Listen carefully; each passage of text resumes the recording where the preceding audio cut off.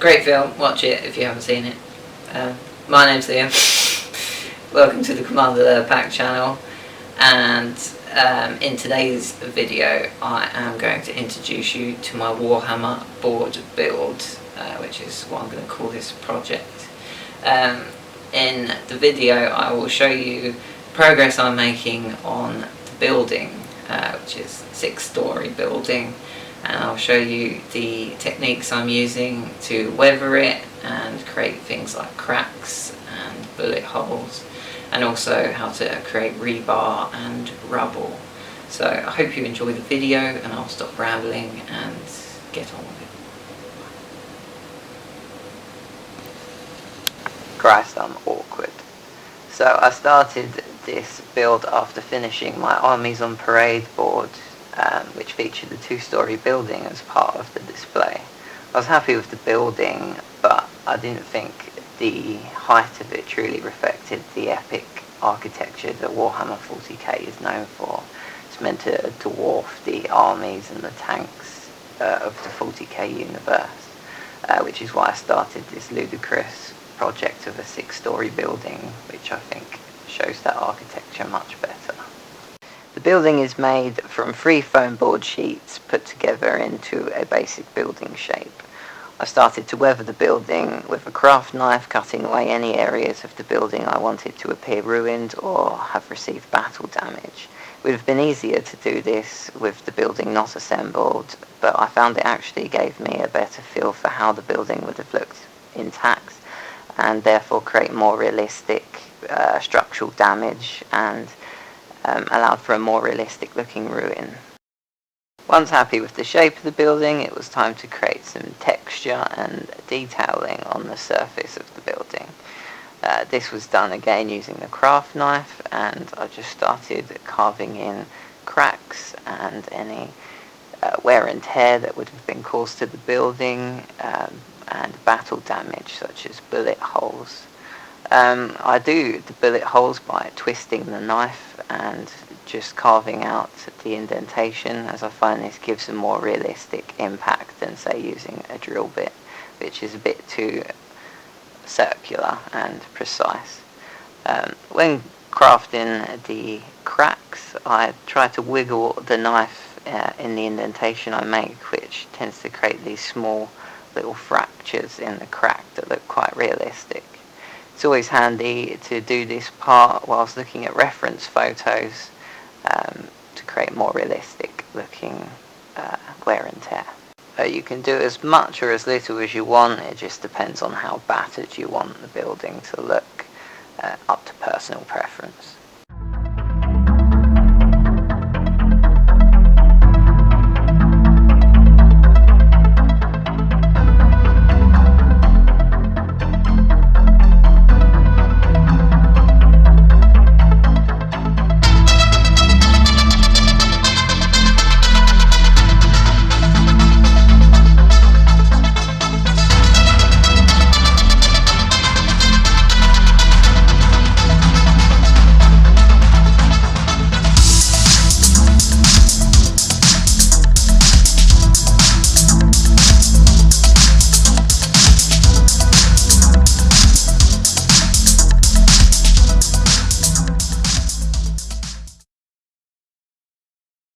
With the battle damage done to the building, it was now time to make some rebar. I did this using just ordinary hairpins. These are useful because you might just have them at home and they're quite cheap.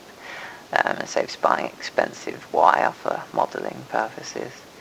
All you need to do is get a sturdy pair of cutters and cut it into multiple sections, which gives you some wire that you can now pose as rebar. With any of the offcuts of the foam board, you can use this as rubble for your building, which I'll go into more detail later. Using the rebar, you can just push it through the foam board and it creates a realistic looking rubble which is stuck on the rebar, and this can be applied to the building. One of the great things about foam board is that it's really easy to work with. When you're attaching rebar and rubble to the building, all you need to do is push the wire into the building and it will secure itself in the foam board. And this creates a realistic looking rubble and rebar, which add an extra level of realism to the building, and these little details just help it stand out. It's really useful for if you've got overhanging floor sections or any ruined wall sections. You can just add these little bits to the edge of the building and it just gives a little bit more detail. It's also quite handy if you want to have any like hanging wall sections where it's just hanging on to the building by the rebar. I noticed that this came up quite a lot in reference material, where you just have like part of the roof or the wall just attached to the building still by the rebar.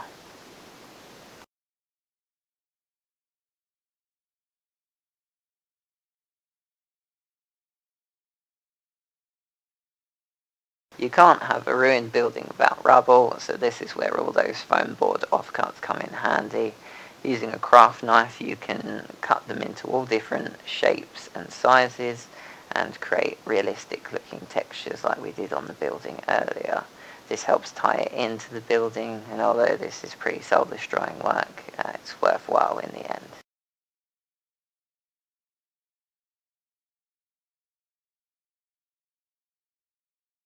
This rubble can then be applied to the building and to the floor area around it.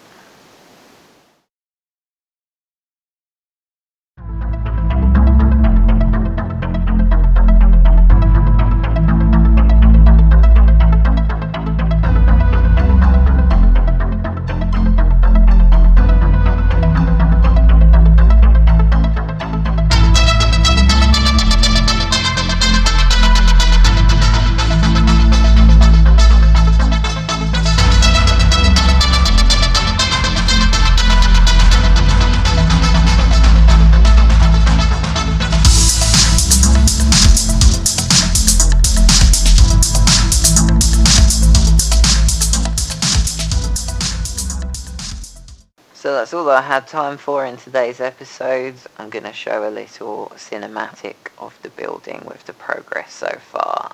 So thanks for watching and hopefully see you in another episode.